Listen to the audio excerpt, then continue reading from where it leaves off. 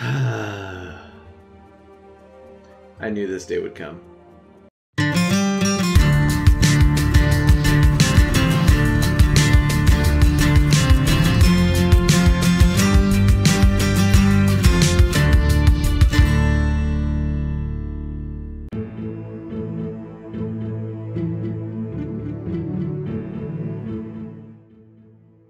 Welcome back to User Experience Points, everybody.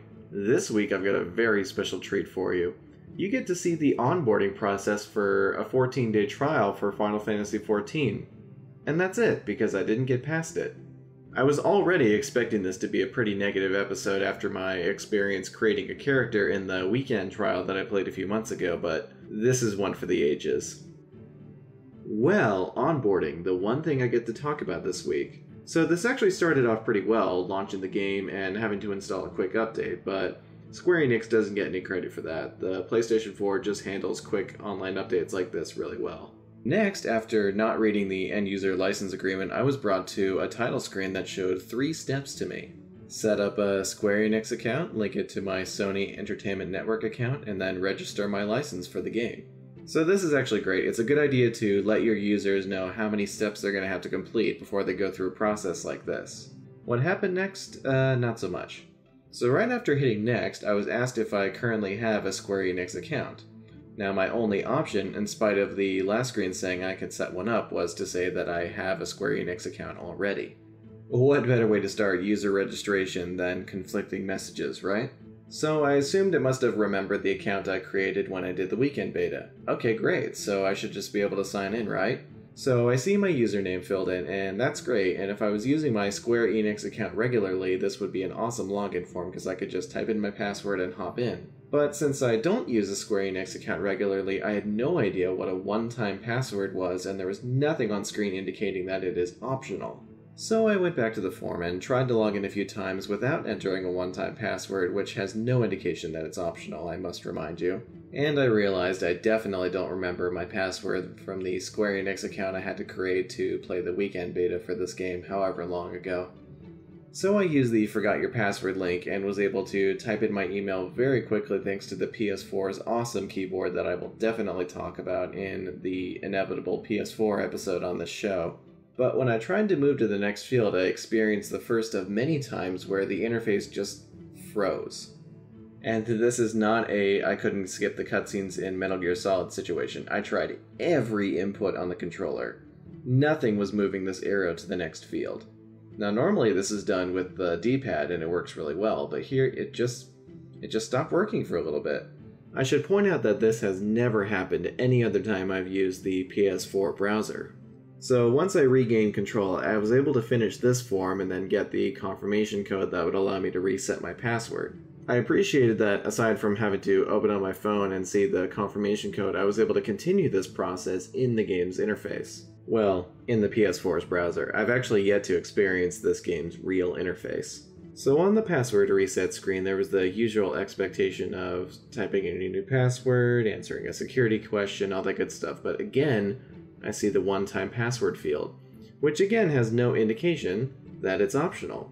So I finally decided to just look up what a one-time password is. After tracking it down and learning what it is, it actually does seem like a pretty great way to add some extra security to your account, but it is optional, and it costs $10. So why isn't there anything in this form or that login screen that indicates what the hell this thing is? Why did I have to look it up in this way?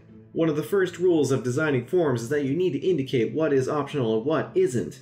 It's like they're trying to trick you into buying it. Come on, anyways. I was able to complete the form. Finally, I was ready to log in and start playing this game. But no.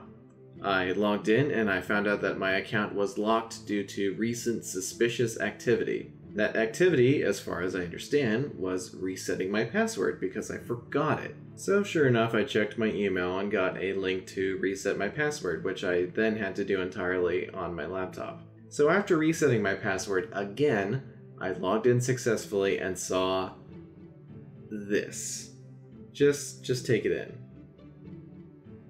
Let's think about this. So after going through all this trouble just to log in, I'm told that I still can't play this game. If the system was able to remember my account, couldn't it, at some point prior to logging in, have said, hey, this account is not eligible for a free trial? Truly mind-blowing. And you know what? That's it. That's what I've got for you guys this week. I was expecting to be apologizing for a short episode, but look at that. We're almost at 6 minutes. So thank you all for letting me recount this extremely frustrating experience with you. I think the most important takeaway here, if anything can be learned from this experience, it's that messaging is extremely important.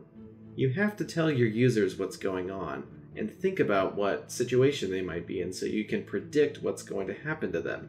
And if you're going to lock users out like this, you have to tell them what to do next. Which in this case is just log in with another account that you cannot create on here even though the game said you could. So if I was really that desperate to play Final Fantasy XIV, I would have to go on my computer and create a completely new account and then try and log back in and hope everything worked out. But you know what? Why would anyone consider any game worth it after this point? After a bad experience like this, that's it. You've lost your customer. You're done. And now I'm done. So thank you so much for watching this video. If you want to hear me talk more about user experience design in video games, you should definitely subscribe because I upload a new episode every Friday. And I usually have a lot more nice things to say because video game user experience design is actually pretty sweet right now, so check out one of the other videos and see what I mean. And with that, I'll see you next week.